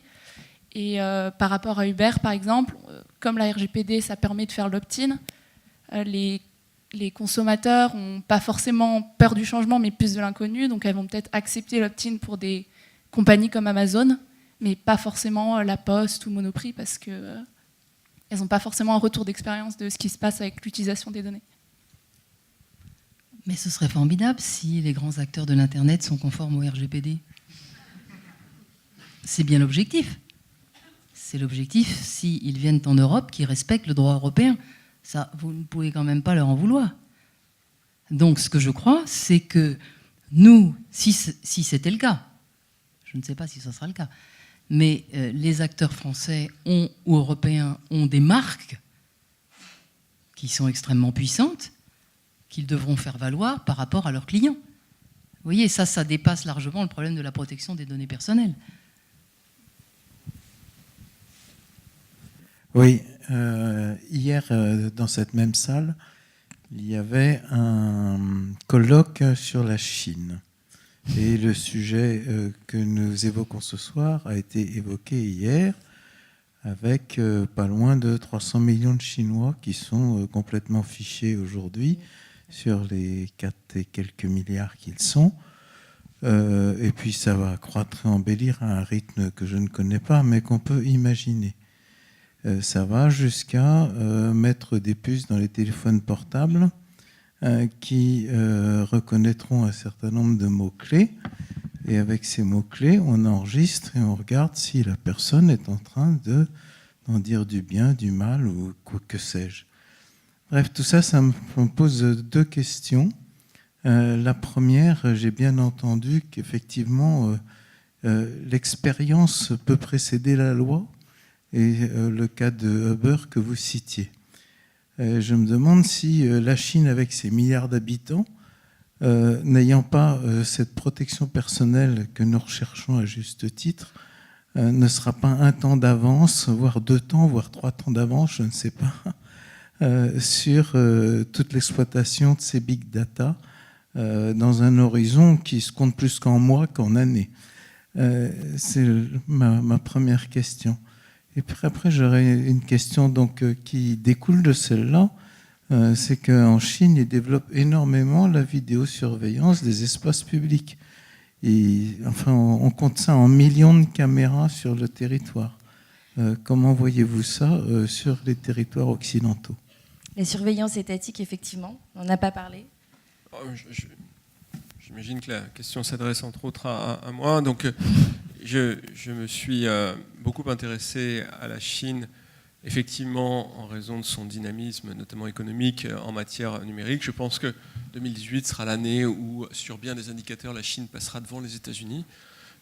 Si je prends, par exemple, le domaine des transactions, vous avez quotidiennement aux alentours de 570 millions de gens en Chine qui utilisent de la monnaie électronique. Aucun des pays, même groupe de pays, ne peut rivaliser pour l'instant avec ça. Donc, ils prennent une avance importante. Le cadre dans lequel ils agissent est évidemment totalement différent du nôtre. La réglementation existe, mais elle est beaucoup plus faible. Et je voudrais bien être compris sur le fait que je ne suis pas du tout personnellement opposé à une réglementation. Je pense qu'elle est absolument nécessaire. Comme Dominique l'a dit tout à l'heure, je crois tout à fait à la nécessité de la réglementation pour créer des contextes qui soient équilibrés. Maintenant, lorsque je parle d'expérimentation, ce n'est pas forcément des expérimentations à des échelles qui sont aussi importantes que celle-ci. Je prends l'exemple de pays européens où il y a eu l'ouverture de données médicales, pour rester dans ce contexte-là. On en a... C'était des données d'ailleurs nominatives. On a permis l'usage de ces données nominatives. On en a tiré tout un tas d'enseignements et on a créé un cadre de recherche à partir de cette expérimentation qui a été étendue à beaucoup plus grand nombre de chercheurs. Donc le point, et je crois que c'est important d'insister là-dessus, c'est on rentre dans un monde où les frontières ne sont pas où on croit qu'elles soient. C'est extrêmement compliqué de comprendre ça, et les paradigmes, les enjeux de régulation sont en train d'exploser littéralement. Et donc je crois que c'est, il me semble-t-il, les acteurs qui s'en tireront ne seront pas ceux qui auront une logique préventive, mais seront ceux qui auront une logique de flexibilité, c'est-à-dire qui comprendront que les lignes d'hier ne seront pas celles de demain, et que les postures de type Maginot sont très risquées et faciles à prendre, et qui accepteront, dans des cadres prospectifs, de laisser la bride sur le cou, dans certains cas, à des startups, à des chercheurs, d'ouvrir des datas, etc. etc.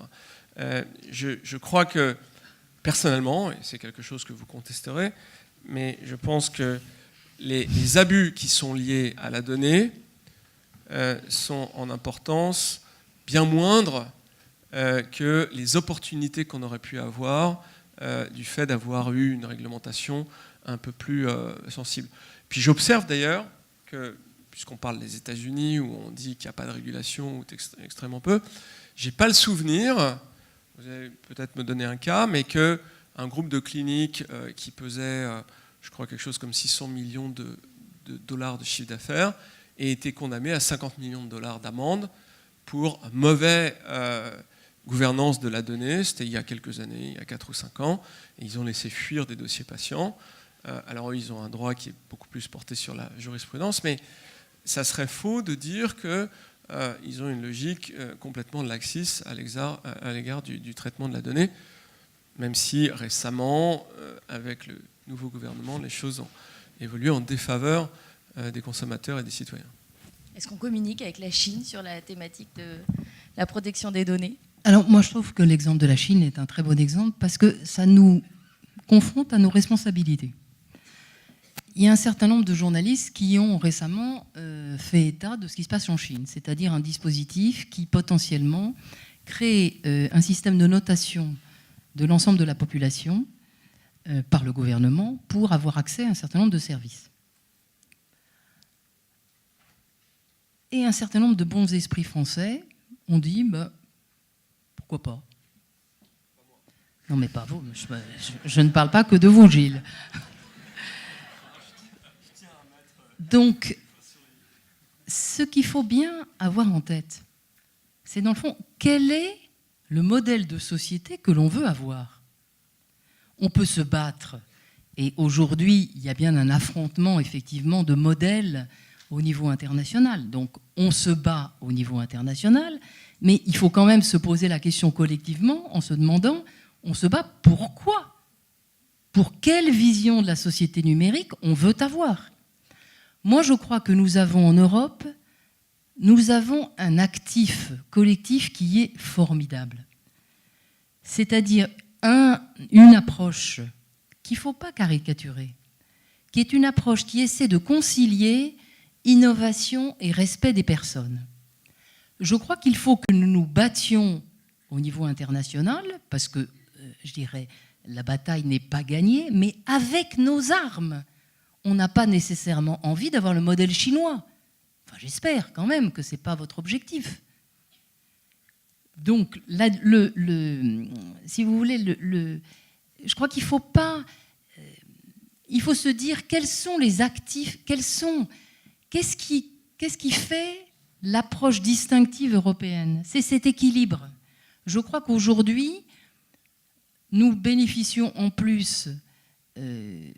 d'une opportunité, enfin d'un contexte un peu particulier, avec le retrait des Américains, pour le moment, avec un Brexit qui laisse la voie à une possibilité d'action française et européenne. Profitons de cela, mobilisons nos outils, ne les fragilisons pas, parce que la régulation peut nous aider dans cette période actuelle, et il n'y a pas de raison qu'on on ne réussisse pas. Merci. Oui, ma question porte sur l'impact écologique de la conservation des données. Est-ce qu'il n'y a pas des possibilités de limiter le nombre justement de données conservées, parce qu'on a vu qu'il y avait une croissance forte de ce nombre. Enfin, ça a une utilité économique ces données, mais avec l'impact écologique fort, est-ce qu'il n'y a pas des possibilités de les limiter ? Ça consomme énormément d'énergie, tout ça. Oui, alors Greenpeace a sorti une étude il y a 4 ans maintenant en disant que l'ensemble des services numériques consommaient 8% de l'électricité produite dans le monde. Et puis, il y a un certain nombre d'articles qui sont sortis qui évoquent le fait que les blockchains, et en particulier le Bitcoin, représente autant de consommation énergétique que Netflix, qui lui-même représente 40% du trafic aux États-Unis. Donc, je voudrais démentir ces chiffres qui sont faux. Il y a des travaux qui ont été menés par le MIT sur la consommation électrique numérique dans le monde, qui la situe plutôt aux alentours de 2,5% de l'ensemble de l'énergie. Ça, c'est, je crois, une chose à avoir à l'esprit. Et puis surtout, c'est qu'aujourd'hui, ce qui se passe, c'est que la décroissance ou l'efficacité des puces est supérieure à la loi de Moore. C'est-à-dire que pour l'instant, vous avez une capacité de calcul qui explose littéralement, hein, qui double à peu près tous les 2 ans. On est toujours d'ailleurs sur l'énoncé de la loi de Moore. Et à traitement d'individus égal, on arrive à baisser la consommation. Alors, en réalité, la consommation augmente parce que vous avez de plus en plus de gens qui sont connectés à Internet, mais vous avez ce phénomène qui est quand même extrêmement massif du fait que vous avez des technologies qui sont de plus en plus fines en matière de traitement de l'énergie. Et puis, il y a un élément qu'il faut aussi avoir à l'esprit, c'est qu'il y a 5 ans, les data centers ne recyclaient pas leur énergie. Maintenant, on considère qu'un data center de dernière génération va être à peu près capable de recycler 50% de son énergie. Il va chauffer des bâtiments, des piscines, des choses comme ça autour de chez lui. Et c'est quand même aussi également une bonne nouvelle. Donc, moi, j'ai une vraie sensibilité écologique et je crois que c'est évidemment un problème. Mais je pense que le problème est souvent caricaturé et quand on rentre sur les vraies données, on découvre des chiffres différents de ceux qui sont énoncés par des journalistes sensationnalistes, comme dans le cas du blockchain, qui consomment beaucoup d'énergie, mais pas du tout la proportion qui est évoquée. Et puis en plus, on rentre dans une nouvelle génération de blockchain qui est proof of stake, qui fait que vous supprimez complètement la consommation d'énergie. Donc tout ça est un débat, à mon avis, qui n'aura que de moins en moins d'intérêt.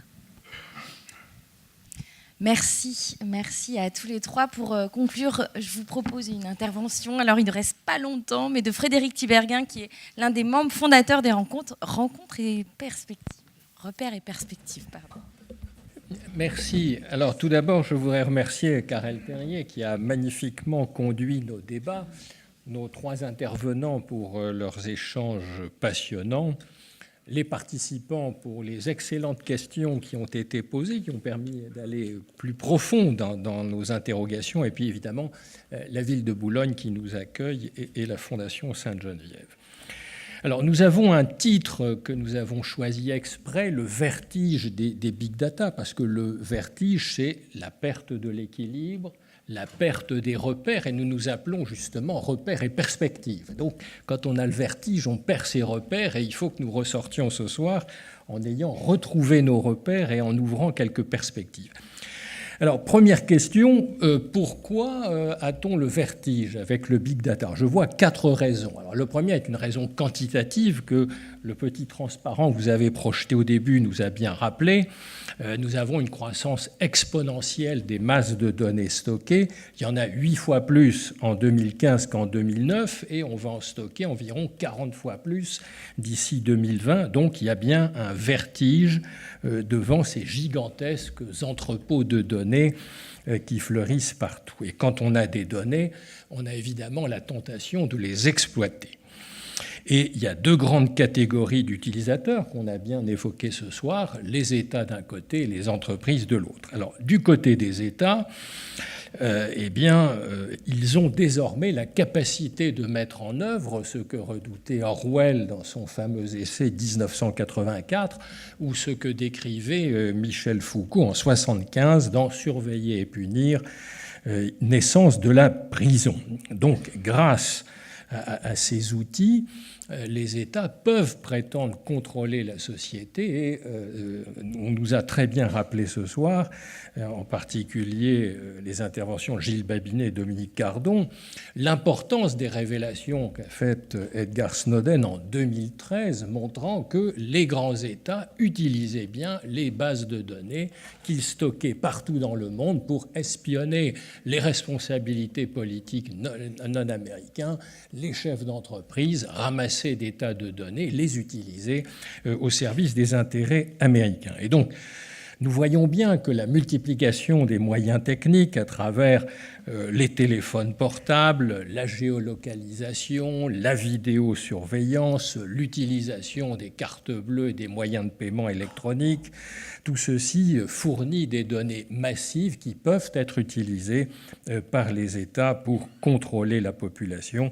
Et je crois que la présidente de la CNIL nous l'a bien rappelé. Donc, nous entrons bien dans une société de la traçabilité. On peut tout savoir sur tout le monde, y compris ce qui se passe au domicile. Quand on est abonné au vos câbles, on sait ce que vous regardez, à quelle heure. Avec les compteurs Linky, demain, on va savoir si vous êtes chez vous, combien vous consommez d'électricité, à quelle heure vous prenez votre douche le matin. Donc on voit bien que tout ça se multiplie partout, les capteurs se multiplient et les données peuvent être utilisées. Et donc il n'y a plus de sphère privée et on peut tout savoir sur tout le monde à tout moment. Et donc nous entrons aussi dans une société prédictive où à partir de ces données, on peut modéliser les comportements et donc les prévoir. L'exemple de la Chine a été donné, est extrêmement intéressant, installer une note de confiance pour permettre de mieux contrôler les citoyens et surveiller ceux qui doivent l'être pour permettre aux autres de ne pas l'être. Et donc on voit bien aussi à travers l'exemple chinois qui a imposé aux sociétés de localiser sur le territoire chinois leurs données, que l'État fait cela pour pouvoir y accéder plus facilement. Et donc nous voyons bien aussi que l'Europe, ça a été très bien dit par nos deux intervenants, la présidente de la CNIL et Gilles Babinet, nous avons une réglementation plus exigeante, donc nous sommes relativement plus en retard par rapport à la Chine, aux États-Unis et à la Russie, et donc le RGPB va peut-être redonner la faculté à l'Europe de remonter dans le train numérique. Nous pouvons l'espérer. Alors le vertige vient ensuite du côté des entreprises. Nous avons parlé des GAFA, dont le modèle économique est fondé sur le fait que nous abandonnons la propriété de nos données, y compris personnelles, pour accéder en contrepartie à des tas de services. Et donc, le modèle consiste à réutiliser les données, voire à les revendre. Et Daniel Cardon a parlé de façon très intéressante d'un marché noir de la revente de données, en particulier pour permettre de cibler les publicités qui nous passionnent. Et puis, il y a aussi le vertige devant ce que font les entreprises dans les données. La présidente de la CNIL a évoqué très très bien la question du contrôle des salariés par les employeurs, grâce à tous les outils, les messageries, le contrôle horaire, les déplacements quand on a une voiture de société. On a évoqué aussi le secteur des assurances, avec le risque de pouvoir sélectionner les clients en fonction de leurs données médicales, de leurs risques, de la même manière qu'on pourrait sélectionner les assureurs automobiles en fonction du code postal. Certaines compagnies commencent à le faire parce que le code postal est également significatif de risques plus ou moins élevés. Donc on voit bien que ces données peuvent aussi être utilisées par les entreprises avec remise en cause parfois de pactes sociaux comme le principe de solidarité vis-à-vis de l'assurance et de non-discrimination qui est un principe fondamental auquel au moins dans notre pays nous tenons. Et donc, le vertige, quatrième raison d'avoir peur, c'est que nous sommes peut-être en train de migrer vers un autre type de civilisation, une nouvelle étape dans l'histoire de l'humanité. C'est ce que vient d'expliquer dans un livre Noah Harari, Homo Deus, une brève histoire d'avenir, qui vient de sortir il y a quelques semaines, et où il évoque des scénarios du genre il y aura désormais une partie de l'humanité plus intelligente que l'autre parce qu'elle va utiliser tous les moyens de l'intelligence artificielle, puis à côté, il y aura plein de gens qui ne serviront plus à rien, c'est l'homme ou la femme inutile. Ou autre scénario, la religion de la donnée va s'installer et l'humanité va changer de nature, puisque nous serons tous des adeptes du dadaïsme, qui sera la nouvelle religion. Et donc on voit bien que ces scénarios illustrent aussi le vertige, puisque ce sont ce qu'on appelle des dystopies, c'est-à-dire des récits qui servent à tous nous faire peur. Donc oui, nous avons raison d'avoir le vertige devant tout cela. Alors, deuxième question qu'on peut se poser à l'issue de ce débat, c'est en fait peur. Eh bien, pourquoi il y a une si faible résistance des individus à la captation des données personnelles? Alors, j'en vois 4. Premièrement, on a accès à des services gratuits, c'est formidable. Deuxièmement, il y a beaucoup de contreparties ou de bénéfices à l'utilisation des données. On a évoqué, notamment Daniel Cardon, l'accès à des semblables, la création de communautés qui partagent les mêmes goûts. Et donc là, nous avons bien vu qu'il y a deux analyses différentes. Soit notre société se fragmente en petits groupes, soit elle permet au contraire, et c'est un élément de la vitalité démocratique, de se rassembler par infinité.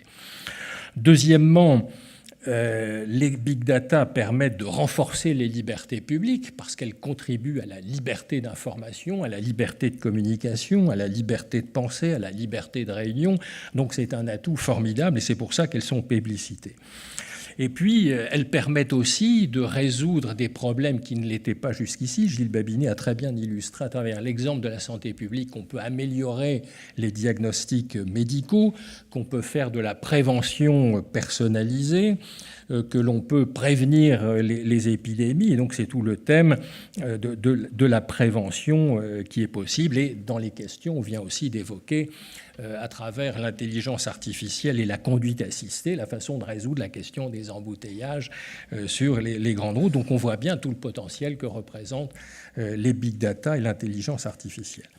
Alors, troisième raison pour laquelle les citoyens résistent peu, il faut le rappeler, c'est que depuis le 11 septembre 2001, dans toutes les sociétés démocratiques, il y a un équilibre qui s'est déplacé entre liberté individuelle et sécurité. Donc nous acceptons depuis 2001 des entorses aux libertés individuelles pour des raisons de sécurité, de protection collective.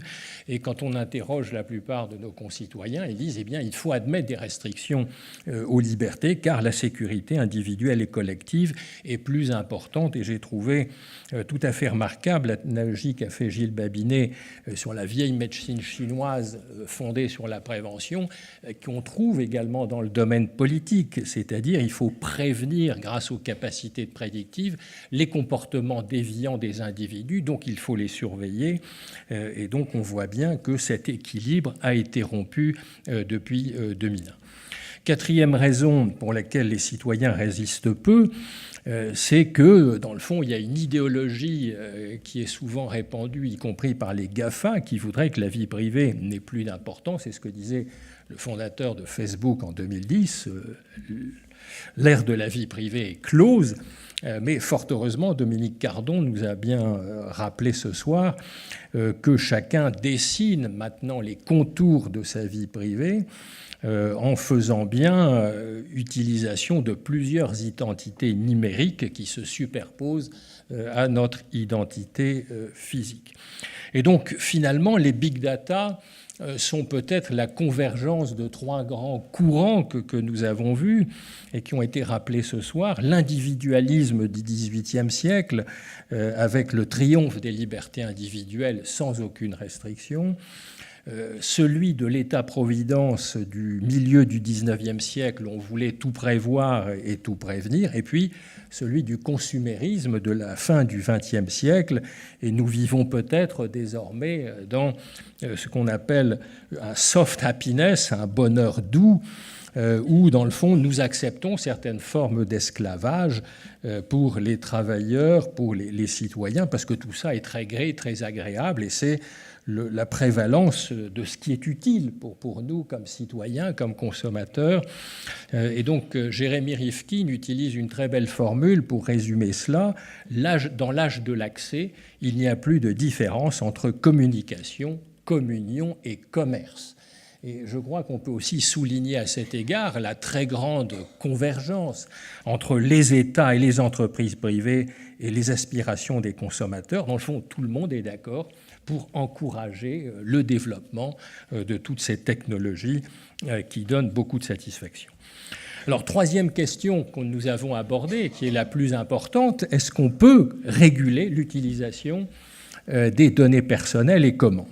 Alors d'abord, il y a une question de principe qui a été tranchée, rappelée ce soir. Nous ne sommes pas propriétaires de nos données, mais nous n'avons simplement qu'un droit d'utilisation ou de regard sur leur utilisation. C'est ce qu'on appelle le droit d'autodétermination informationnelle. Et le président de la CNIL nous a très bien expliqué cela. Alors, une fois qu'on a dit cela, nous avons aussi souligné la quasi-impossibilité de réguler ce point pour deux raisons, parce qu'elles sont menées par deux forces incontrôlables. Le progrès scientifique et technique qui est de rupture, nous a dit Gilles Babinet, et d'autre part, la concurrence entre les opérateurs économiques. Alors, malgré cela, nous avons assisté à un débat habituel dans ce domaine.